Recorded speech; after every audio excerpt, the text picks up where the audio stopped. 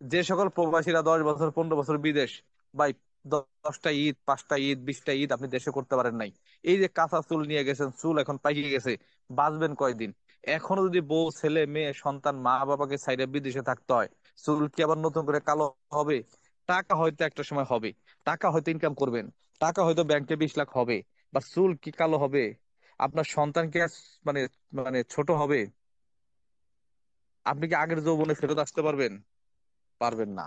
তাহলে ব্যাংকে 20 লাখ টাকা দিয়ে আমি কি করবো ভাই, যদি আমার পাকা চুল কাঁচা করতে না পারি, আমি সন্তানের আদর যদি না পাই, মা বাবাকে যদি সেবা যত্ন করতে না পারি, ব্যাংকে 20 লাখ দিয়ে আপনি করবেন কি ভাই?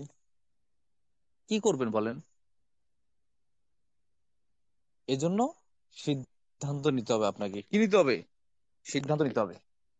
10 বছর 15 বছর বিদেশ, 10টা বছর ঈদ করতে পারেন নাই দেশে, চিন্তা করেন যে এই ঈদ উল ফিতর হয়তো ফ্যামিলির সাথে করতে পারি নাই, ওকে ফাইন, বাট আগামী ঈদ উল ফিতর আমি ফ্যামিলির সাথে করব।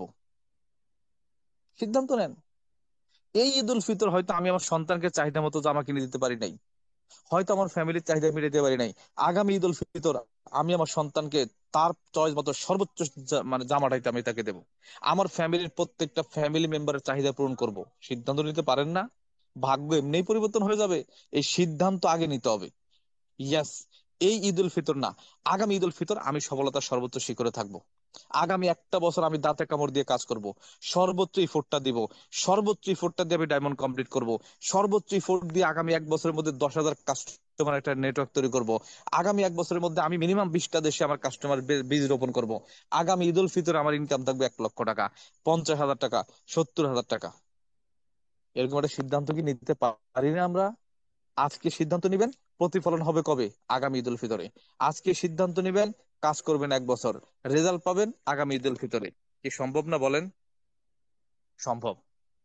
তো সবাই সবার জায়গা থেকে সিদ্ধান্ত নেন ভাই।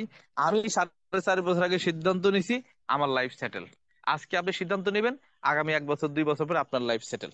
সিদ্ধান্ত আপনার হাতে, দেওয়ার মালিক উপরওয়ালা।